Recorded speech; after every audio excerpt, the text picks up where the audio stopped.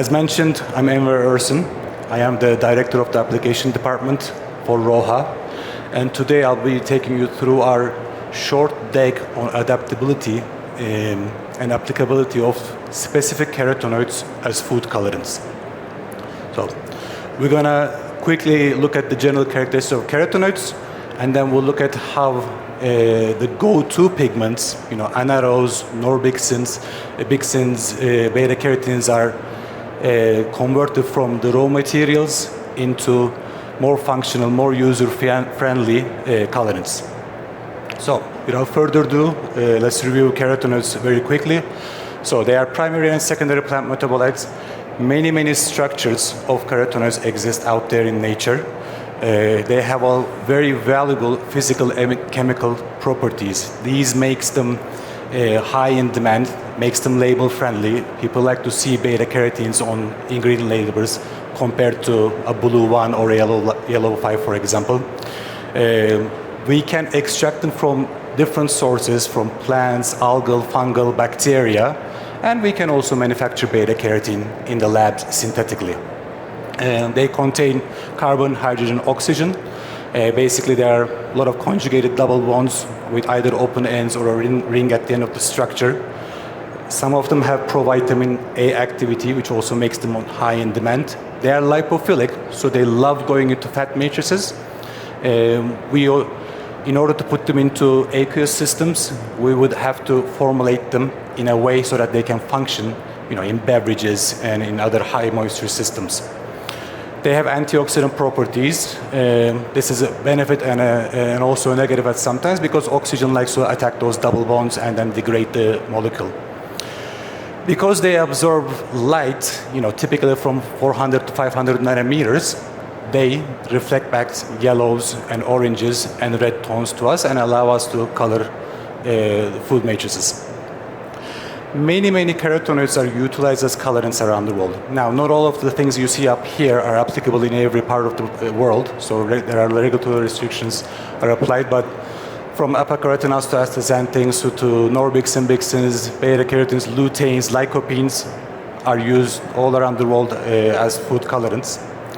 If we look at their characteristics as colorants, they are the go-to pigments. Yes, there are a lot of other pigments that are out there, but carotenoids are typically the go-to pigments for yellows and oranges. They have good heat and light stability. They are mostly stable across the pH range. They come in oil-soluble formats, water-miscible, dispersible formats, and like I mentioned before, they can be sourced from a lot of different sources. Now, once they are turned into user-friendly forms, they give us anything from yellows to oranges, even reds and pinks if formulated correctly. No presentation is complete unless you include a little graph from Innova or Mintel.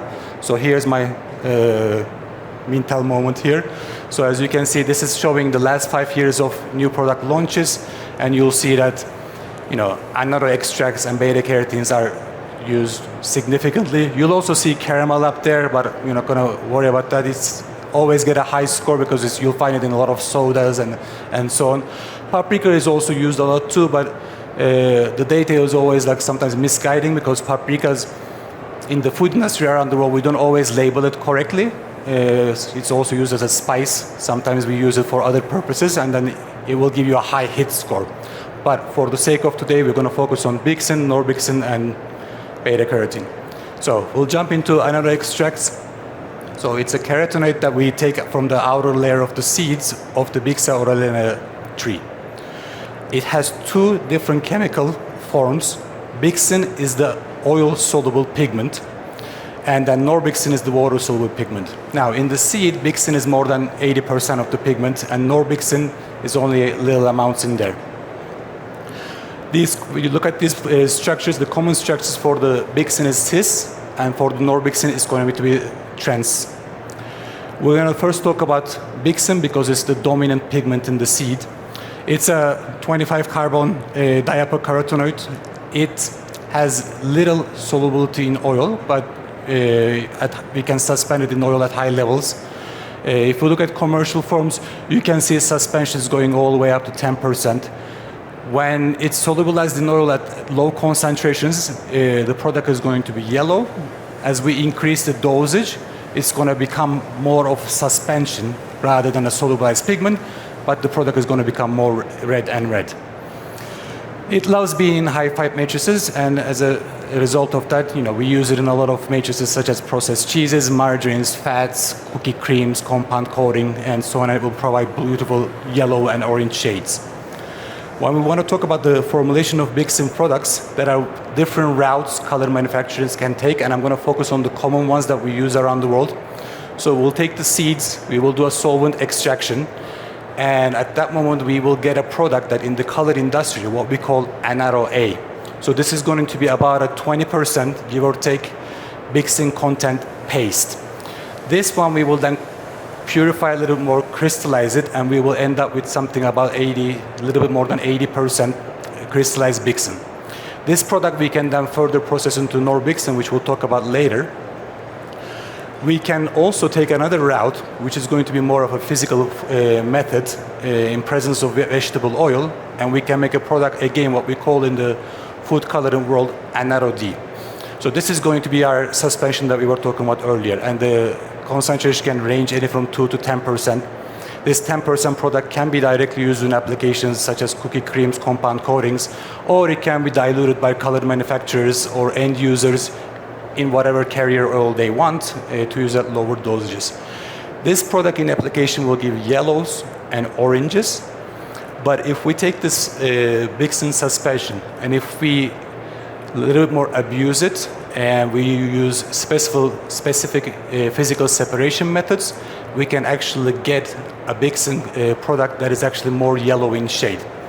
So why is this important? Because anaro has certain characteristics, and some of our customers would want to use, okay, I want to stay with anaro, I don't want to go to turmeric, it's not light stable, and so on and so on, but can you make your anaro more yellow? Yes, there are ways to do it. It's a little tricky method. Not everybody will want to do it because it requires, again, physical separation capabilities that are not typically available to everyone, and you have to control the process temperature and time really, really well, because if you go a little lower, then you start creating degradation products, which we'll talk about it in a little bit. The third route is, if we again go through the physical route, mechanical abrasion, and then we can process it with alkaline water, we can end up with something we call as anaro E. And this is going to be more of a Bixen powder, which we then typically use to make Norbixen products, which we'll also talk about. Bixen, just like all carotenoids, depending on how you abuse it in the manufacturing process, its shade will be impacted. So that's why it's very important to control your process parameters in manufacturing. So the predominant form is a cis Bixen, but with higher temperatures, degradation products will occur. There are pigmented byproducts that we actually want to take advantage of, and some of these compounds give more yellow shades. One of them is a 17-carbon yellow compound, also known as the McCone pigment, or people also in the color industry refer to as the C17, and so on. This allows us to actually get more yellow shades with Bixen rather than just orange shades. Now, the typical in Bixen manufacturing methods, when we go above 70C, the degradation already starts, but at minimal level. So even if you're not doing anything special, the pigment is going to degrade and it's going to start having little shade variation. If we go to above temperatures of 130C, this is where you want to be careful, because this is, if you do the process right, you can get these nice yellow pigment products that can actually allow you to have Bixen OSLs that are more yellow. But if you do not control the process well, your Bixen will break down rapidly, and you'll not only get some of those yellow compounds, but you'll also get brown degradation products, which will impact the color of your product. This is an absorbance graph that is showing what happens when you do the standard Bixen processing and then the Bixen processing at high temperatures. And as you can see, at the high temperatures, we get these other peaks that we are really interested in, these peaks that are giving more yellow shades. What the picture you see on the right-hand side is actually doesn't do justice to it, because I had this put into a more plant-based cream cheese. If we were putting this into white chocolate or something, the yellow shade will be more vibrant. But as you can see, there's a clear difference. If you go to higher temperatures and control the process, we can actually get a real yellow shade from Bixen OSLs compared to the standard Bixen processing products. So now we're going to talk about Norbixen. And if you guys remember, I was saying Norbixen is present in the seed, but at a very, very little amount. So in order to make Norbixen, we use Bixen. So we would take Bixen and we will turn it to the Norbixen by hydrolysis of the Bixen into Norbixen by sulfonification onto potassium salt Norbixen. Now, potassium hydroxide is used in this process, but you can also use sodium hydroxide in this process. That's why if you buy certain, another products, you'll also see in the ingredient declaration or something potassium hydroxide or sodium hydroxide. So this Norbixen product will precipitate at low pH unless it is formulated not to do so. So color companies such as Roha or any other color company would use unique emulsifiers to make another extract Norbixen more suitable for low pH systems. So if you can put it into a pH 3 beverage and so on. If you do not do this, it will definitely precipitate at low pH. The other unfortunate thing is at this form, Norbixen is significantly more delicate and it will oxidize faster than Bixen. So our Bixen OSLs, you can store it at room temperature in a cabinet, while a lot of the Norbixen liquids, you're going to have to refrigerate it or you're going to have to use it really, really quickly because it will degrade faster because of the structure that it has.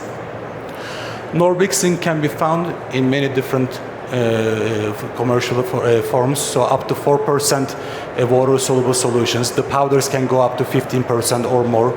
Acid-stable solutions, they can go to 3%, or I've even seen 4%, 4.2% acid-stabilized solutions of Norbixen as well.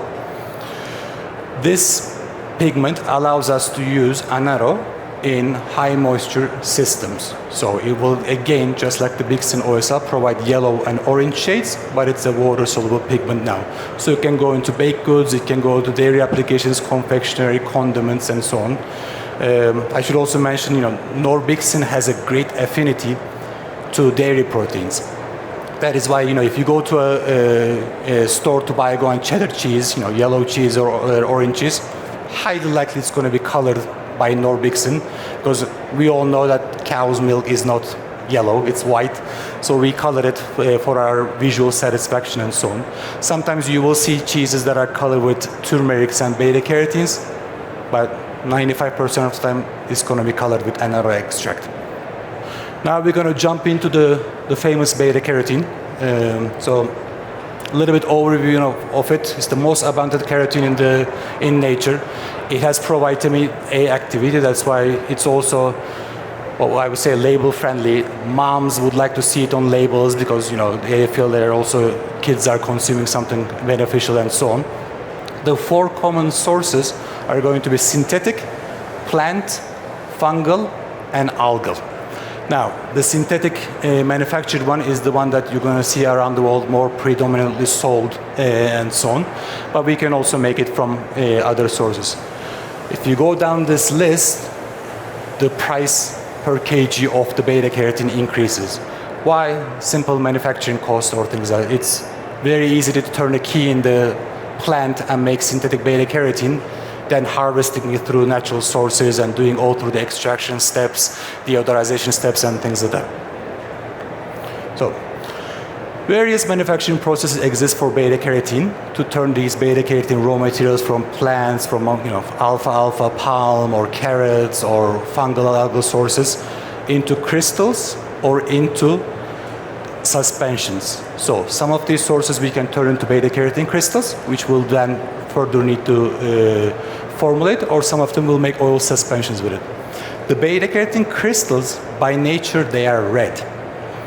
Now, the oil-soluble liquids that we make, the suspensions, by nature, they are yellow and orange. And typically, in everyone's mind, when I say beta-carotenes, they're going to say, oh, it's yellow, it's orange, or things like that. But the crystals start out as red, and sometimes we can utilize this color characteristics of the crystals, which we'll talk about in a little bit too. As I said, they are lipophilic by nature, so they are not soluble in water. So in order to have water-soluble beta-carotene liquid options or powders, we will need to formulate them by unique carriers, unique emulsifiers, which we'll also touch in a little bit. But commercially, you can find beta-carotenes as oil-soluble liquids, water-dispersible liquids, water-dispersible powders at varying ranges. The OSLs can go from anything from 1% to 30% beta-carotene content and so on. And they are formulated in so many different ways so that they can function and be friendly in confectionery applications and bakery applications and pet food and so on and so on. So we'll talk a little bit about how we make pink and red colors from beta-carotene. So we start with the beta-carotene crystals. So by nature they are red, so we want to make sure they can keep this characters. We want to take advantage of this shade. So what we'll do is, using unique process technologies or unique process conditions, we optimizes the particle size of the crystals. And then by using unique hydrocolloids, we make this into a suspension, into a liquid format.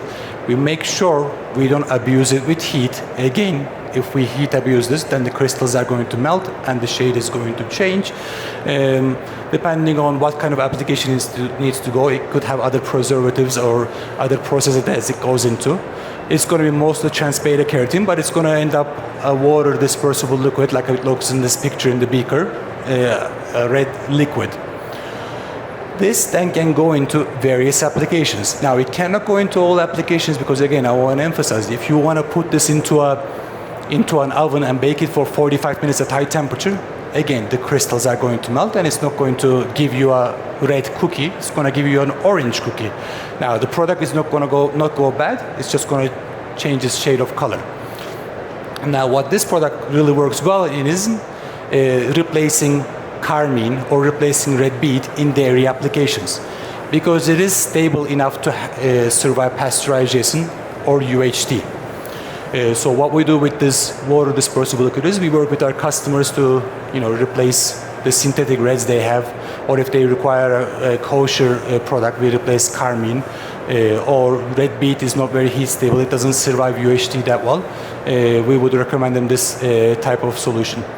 Now, one thing I want to emphasize is, because when I mention dairy foods, people always also sometimes think about dairy alternatives. If you are working with a plant-based beverage, let's say a pea protein, soy protein mixture beverage or things like that, your kill step is probably going to be more abusive than a typical UHT, because you want to get rid of the spores that is coming from your sources or things like that. So if your UHT process has higher temperature, higher kill temperature than typical UHT process, or instead of UHTing it from 3 to 6 seconds and you are UHTing it 10 to 12 seconds, again, you're going to run into the risk of melting the beta-carotene crystals, and it's going to turn into more of a peachy beverage rather than a pink color. So now, we all know about the yellow and orange shades that beta-carotenes can give. So let's look at the process of it a little bit. So whether we start from crystals or oil suspensions, if we start from crystals, we'll melt the crystals.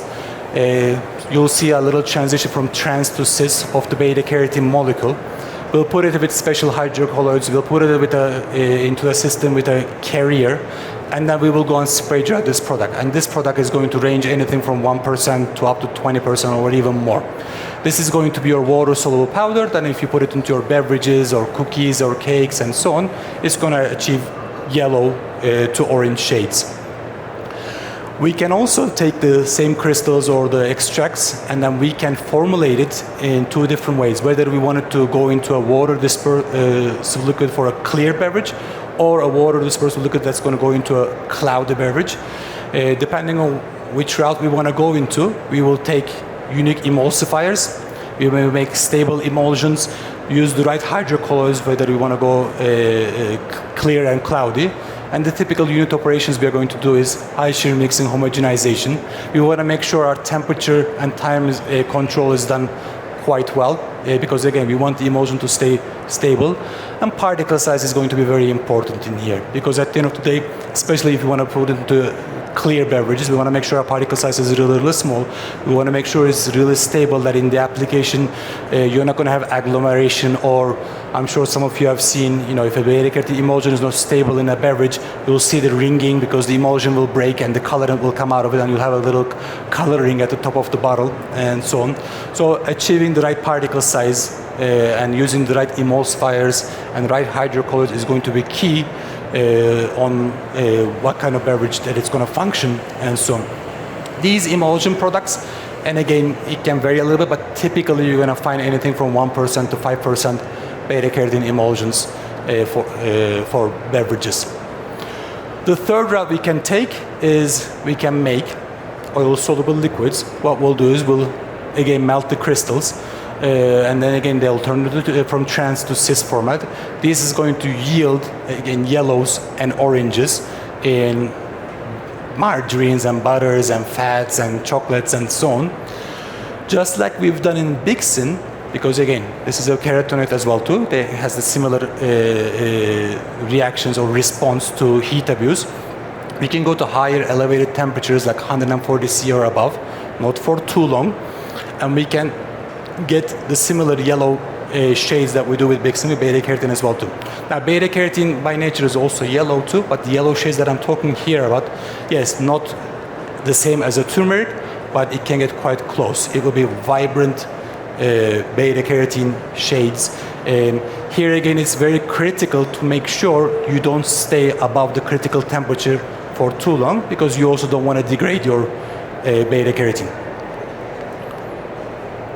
Okay, so what I want to start wrapping up is whenever we are formulating colors and we are working with food scientists around the world, it is very important to understand the critical parameters that you are working with, because most of the time, we get into an activity or things, and if we don't know all of the critical parameters, if there are a lot of unknowns, it can hurt us in the long term. It can end up with products that you might not even realize is going to fail, and it might be in a store shelf and it might fail 6 months from now and so on. So it is very important to understand the critical parameters such as target shade, the application matrix, ingredient interaction, because natural colors, they tend to interact with a lot of different things.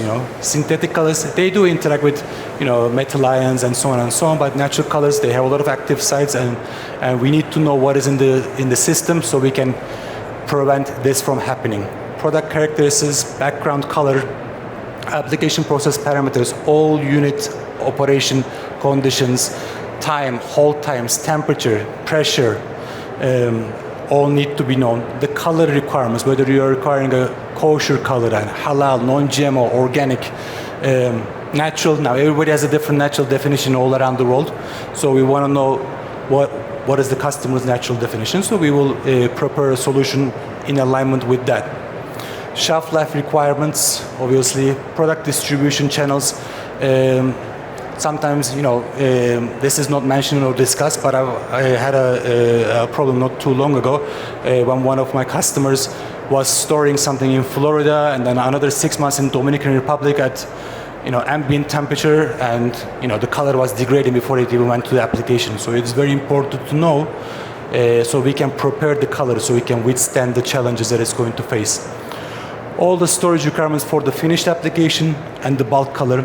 As I mentioned, some of these anode extracts you've seen here and some of the beta-carotene colors, some will be okay at room temperature, ambient temperature. Some of them you might want to get refrigerated storage capabilities.